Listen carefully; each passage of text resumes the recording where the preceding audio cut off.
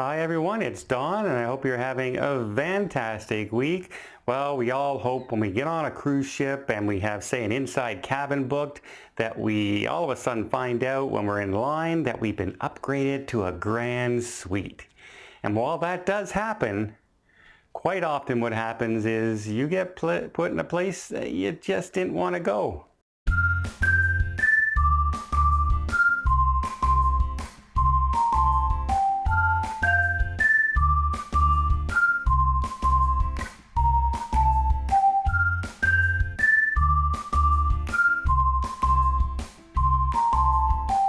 So everyone gets asked all the time, or their travel agent might mention, if you have a chance for an upgraded cabin, do you want one? And right away, the first thought in your head is, yeah, why would I turn down an upgrade to where I am?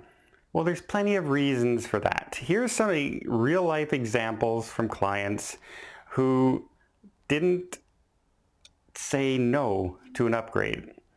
One client was in an inside cabin, mid-ship, and I booked them specifically there because they are very prone to seasickness. So I got them the lowest cabin, inside, dead center of the ship, least movement on the ship, so they'd be fine.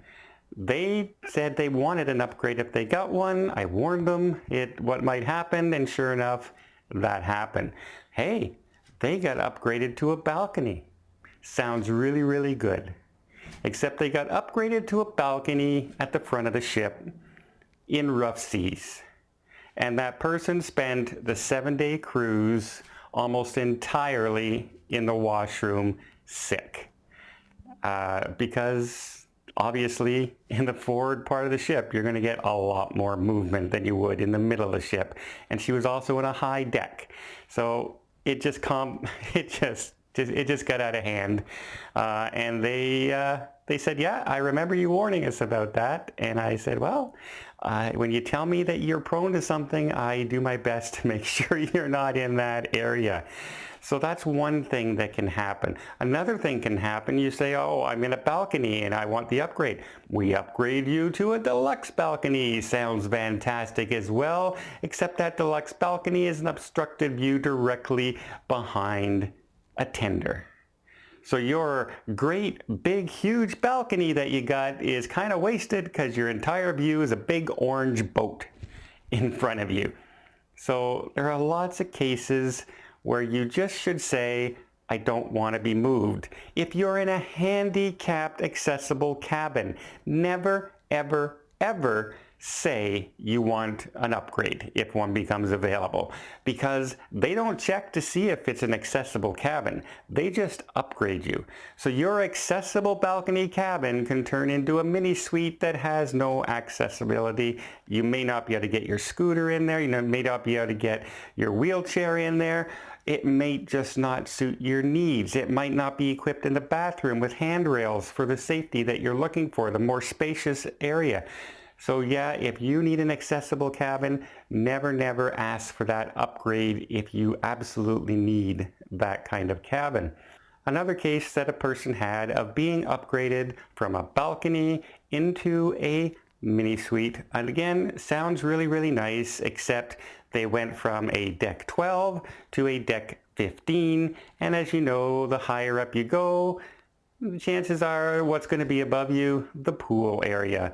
And every single morning, they were woken up by people putting the lounge chairs out and preparing the decks for the day for all the clients and passengers going up to the pool. They start very early because passengers start jogging, they start getting up, so they want to be ready when people get up. And if you're trying to sleep directly under them, not every ship is like that, but some of the older ships, it just feels like they're walking directly on your head above you. But thankfully, a lot of the newer ships reinforce underneath the pool area with some soundproofing, so it's not as bad anymore. But if you happen to get into one of those ships that are, it might seem like an upgrade when you get one, but it really isn't. So my advice to you is, if you're okay with all of this, for instance, if you're in an inside cabin, you don't get seasick, and really you have nowhere to go but up, then yeah, go ahead for that. Go say, yeah, I'll take an upgrade if one becomes available. But if you need to be in a certain area, you want to be close to an elevator because you have a hard time walking, you want to be away from noise, you don't want to be under the pool, you don't want to be above the theater, you don't want a tender blocking your view, you're in an accessible cabin, say no to that upgrade, and make sure you tell your travel agent, say no to the upgrade as well. I pretty well know when I'm talking to people and booking their cabins whether or not to say yes or no to an upgrade. 99 times out of 100, I'll say no unless you're already in a very bad location. And then I'm hoping that it moves you, because if I put you in a bad location, that means there's nothing left out there on the ship.